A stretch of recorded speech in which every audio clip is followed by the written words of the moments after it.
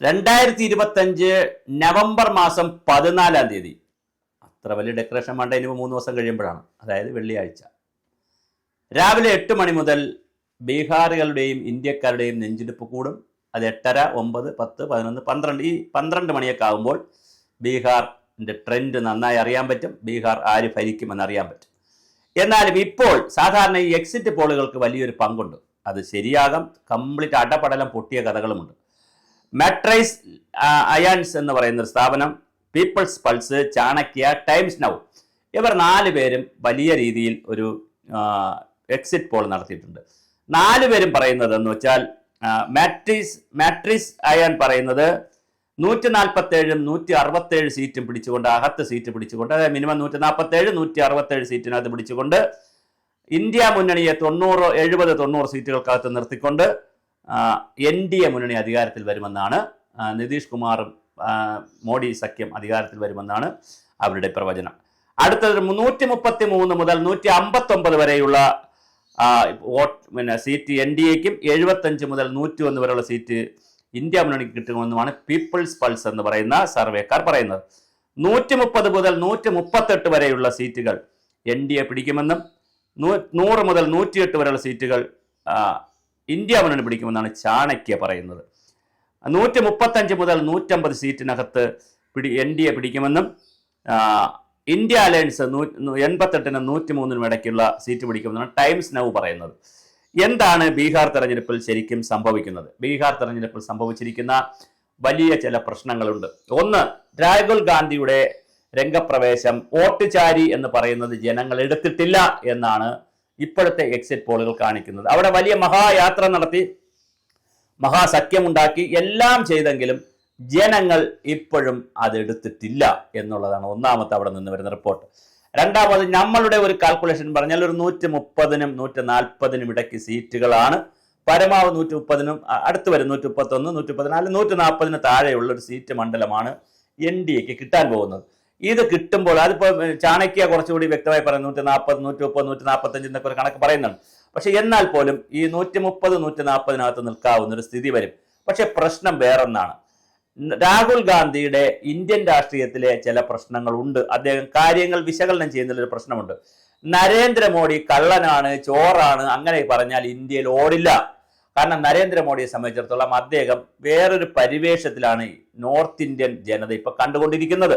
അതുകൊണ്ട് അദ്ദേഹത്തിന്റെ ഒരു വേറൊരു പല കാരണങ്ങൾ, അദ്ദേഹം വ്യക്തി ജീവിതത്തിൽ അദ്ദേഹം ശുദ്ധനാണ്, അദ്ദേഹം വ്യക്തിപരമായി വളരെ പരിശുദ്ധിയുള്ള ആളാണെന്നുള്ളൊരു ഇമേജ്, ശരി തെറ്റുകളൊക്കെ അവിടെ നിൽക്കട്ടെ, അതിന്റെ പൊളിറ്റിക്സും അതിന്റെ ബാക്ക്ഗ്രൗണ്ടും പിന്നാമ്പുറം എല്ലാം അവിടെ നിൽക്കട്ടെ. പക്ഷെ അദ്ദേഹം ഒരു ദൈവിക പരിവേഷത്തിൽ നിൽക്കുന്ന ഒരു സംവിധാനമായിട്ടാണ്, പ്രത്യേകിച്ച് ഉത്തർപ്രദേശ്, മധ്യപ്രദേശ്, ബീഹാർ, രാജസ്ഥാൻ പോലുള്ള വളരെ പ്രമുഖമായ സംസ്ഥാനങ്ങളിൽ, ഇന്ത്യയുടെ മധ്യ ഇന്ത്യയിൽ അല്ലെങ്കിൽ വളരെ മിഡിൽ ഇന്ത്യയിൽ വളരെ പ്രധാനപ്പെട്ട ഹിന്ദി ബെൽറ്റിൽ നമ്മൾ അങ്ങനെ പറയാറുണ്ട്. പണ്ട് നമ്മൾ പറയാറുണ്ട് UP ആര് പിടിക്കും, അവർ ഡൽഹി പിടിക്കും. പിന്നെ UP ഒക്കെ മുറിച്ച് പല കഷ്ണങ്ങളാക്കി, ജാർഖണ്ഡും പിന്നെ ഛത്തീസ്ഗഡും എന്നൊക്കെ പറഞ്ഞ് പല കഷ്ണങ്ങളാക്കി. പക്ഷെ അതിനു മുമ്പ് UP ആര് പിടിക്കും, കാരണം എത്രയോ സീറ്റുകളുണ്ട്, 180 സീറ്റുകൾ വരെ ഉണ്ട് UP ആര് പിടിക്കും, അവർ ഇന്ത്യ ഭരിക്കുമെന്ന് പറയുമായിരുന്നു. അതൊക്കെ കാലം മാറി. ഇപ്പൊ UP മാത്രമല്ല, UP ബെൽറ്റ്, മധ്യപ്രദേശ്, ഉത്തർപ്രദേശ്, രാജസ്ഥാൻ, ബീഹാർ, പിന്നെ ഛത്തീസ്ഗഡ്, പിന്നെ ഇങ്ങനെ തുടങ്ങിയിട്ടുള്ള ജാർഖണ്ഡ്, ഇങ്ങനെ തുടങ്ങിയ കുറെ സ്റ്റേറ്റുകളിൽ മോഡിക്കൊരു ദിവ്യ പരിവേഷം ഉണ്ട്. അത് നമ്മൾ ഇല്ല എന്നൊരിക്കലും പറയാൻ കഴിയില്ല. അതുകൊണ്ട് മോഡിയെ വ്യക്തിപരമായി രാഹുൽ ഗാന്ധി അറ്റാക്ക് ചെയ്യുന്നത് രാഹുൽ ഗാന്ധിക്കും കോൺഗ്രസിനും ദോഷം ചെയ്യുകയുള്ളൂ.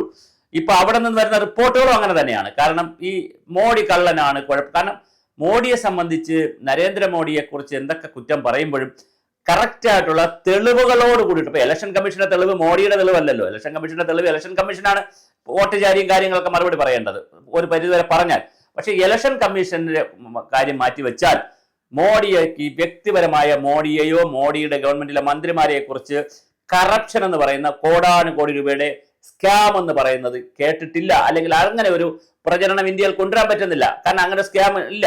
അപ്പൊ അത് വരുമ്പോൾ പിന്നെ എന്താണ് ആന്റി ഇൻകംബൻസ് എന്നുള്ള നിലയിൽ, അല്ലെങ്കിൽ ഭരണവിരുദ്ധ വികാരം, മോഡി വിരുദ്ധ വികാരം എന്നുള്ളത് കണ്ടെത്തി അത് പ്രചരിപ്പിക്കുന്നതിന് പകരം മോദി എന്ന വ്യക്തിയെ എതിർക്കുന്ന നിലയിലേക്ക്, മോദിയുടെ അമ്മയുടെ മരണത്തിന് പോയില്ല, അല്ലെങ്കിൽ മോഡി കല്യാണം കഴിച്ചില്ല, ഭാര്യ ഉപേക്ഷിച്ചു, ഇങ്ങനെ മോഡിയുടെ വ്യക്തിപരമായ ജീവിതത്തെ ട്രാക്ക് ചെയ്ത് രാഹുൽ ഗാന്ധി പലപ്പോഴും പോകാറുണ്ട്. അത് ഇന്ത്യൻ രാഷ്ട്രീയത്തിൽ അതിന് വലിയ പ്രസക്തി ഇല്ല.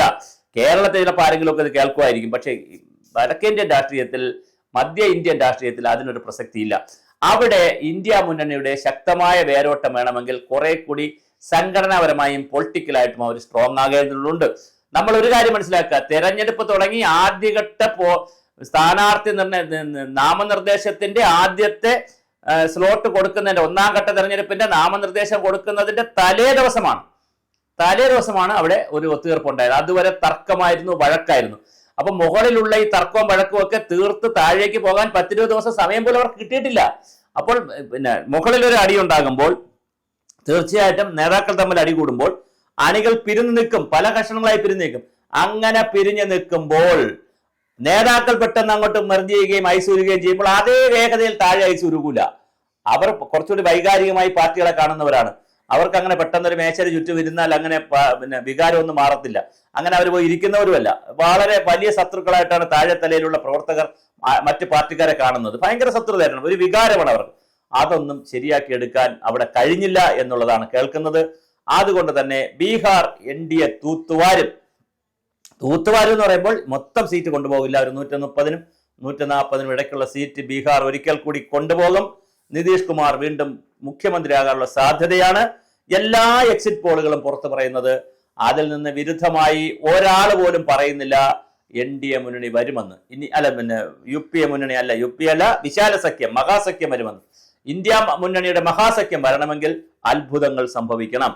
ഇന്നത്തെ നിലയിൽ അവിടെ അത്ഭുതം സംഭവിക്കാനുള്ള സാധ്യത വളരെ കുറവാണ്. അല്ലെങ്കിൽ തേജസ്വി യാദവ് വീണ്ടും പ്രതിപക്ഷത്തിരുന്ന് വീണ്ടും വോട്ടുകൾ പിടിച്ച് അടുത്ത സ്റ്റേജിലേക്ക് വരുമ്പോഴായിരിക്കും തീർച്ചയായിട്ടും ഇത് വരാനൊരു സാധ്യത ഉണ്ടെങ്കിൽ തന്നെ ഇപ്പോഴെന്തായാലും BJP NDA മുന്നണി, നിതീഷ് കുമാറിന്റെ നേതൃത്വത്തിലുള്ള മുന്നണി, നിതീഷ് കുമാർ വീണ്ടും മുഖ്യമന്ത്രിയാകാനുള്ള എല്ലാ സാധ്യതയുമാണ് കാണുന്നത്. പ്രത്യേകിച്ച് സ്ത്രീകൾ വലിയ തോതിലാണ് വോട്ട് ചെയ്തിരിക്കുന്നത്. അവർക്ക് 10,000 രൂപ പിന്നെ നമ്മുടെ മുഖ്യമന്ത്രി റോസ്ഗാർ യോജന എന്നൊക്കെ പറഞ്ഞിട്ട് 10,000 രൂപ വീതം കൊടുക്കും എന്ന് പറയുന്ന ഒരു പ്രോസസ് ഉണ്ടായിരുന്നു.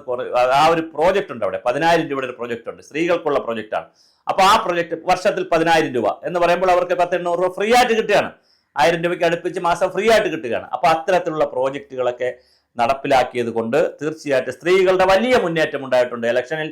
അത് NDA BJP മുന്നണിക്ക് വരും. അതുപോലെ തന്നെ സീതാദേവിയുടെ പിന്നെ ക്ഷേത്രം പണിയുമെന്ന് പറഞ്ഞിരിക്കുന്നു. അത് വലിയൊരു വികാരമാകാൻ സാധ്യതയുണ്ട് അവിടെ.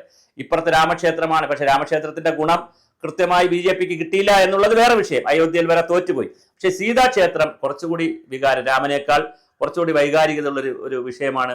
വനിതയാണ്, സ്ത്രീയാണ്, അപ്പോൾ അമ്മയാണ്. ആ ഒരു കൺസെപ്റ്റ് ഉണ്ട്. സീതാദേവിയുടെ ഒരു വിഗ്രഹം അല്ലെങ്കിൽ ഒരു ഇത് വരും, അല്ലെങ്കിൽ അതിന് ക്ഷേത്രം വരും എന്ന് കേൾക്കുന്നതും അവിടുത്തെ ജനങ്ങളെ സ്വാധീനിച്ചിട്ടുണ്ട്. പിന്നെ മോദിയുടെ ഒരു കരിസ്മാറ്റിസം ഒക്കെ ഉണ്ടല്ലോ. അതേ ഒരു നേതാവ് എന്നുള്ള നിലയിൽ ക്രൗഡ് പുള്ളറാണ്, മാസിനെ മൊബിലൈസ് ചെയ്യാൻ കഴിയുന്ന ആളാണ്. ഇതെല്ലാം വന്നിട്ടുണ്ട്. രാഹുൽ ഗാന്ധി രാഷ്ട്രീയം കുറെ കാര്യങ്ങൾ പറയുന്നുണ്ട്. ഒരു വ്യക്തിപരമായി പോയതിന്റെ ചില കുഴപ്പങ്ങളും കൂടി ഉണ്ടെന്നാണ് ബീഹാറിൽ നിന്ന് വരുന്ന റിപ്പോർട്ട്. എന്തായാലും ബീഹാർ തെരഞ്ഞെടുപ്പ് NDA മുന്നണി, നിതീഷ് കുമാർ മുന്നണി തന്നെയായിരിക്കും വീണ്ടും വരുന്നു എന്ന് കേൾക്കുകയാണെങ്കിൽ. അങ്ങനെ വരികയാണെങ്കിൽ തീർച്ചയായിട്ടും മോഡിയുടെ കരുത്ത് ഒന്നുകൂടി കൂടാനാണ് സാധ്യത. അല്ലെങ്കിൽ തീർച്ചയായിട്ടും മോഡിയുടെ കരുത്ത് സൂക്ഷിക്കാനും സാധ്യതയുണ്ട്. നമുക്ക് 14 വരെ കാത്തിരിക്കാം.